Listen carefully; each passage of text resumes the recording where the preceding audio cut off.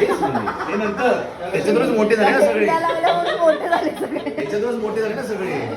विचार फक्त इंडस्ट्रीमध्ये असं सुकन्याताई कोण कोण होतं रे असं मी होतो सगळे मला सांगतील.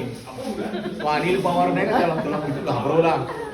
15 दिवस दोघं जण बसले होते आणि तो अनिल पवार आहे ना. नाही ते बसलो नव्हतो. हा तू काहीतरी काय झालं, मी काहीतरी दाखवत होते आणि समोर SL मध्ये शूटिंग होतं. समोर संजय जाधव माझा संजय मोले सगळे बसले होते तिकडे.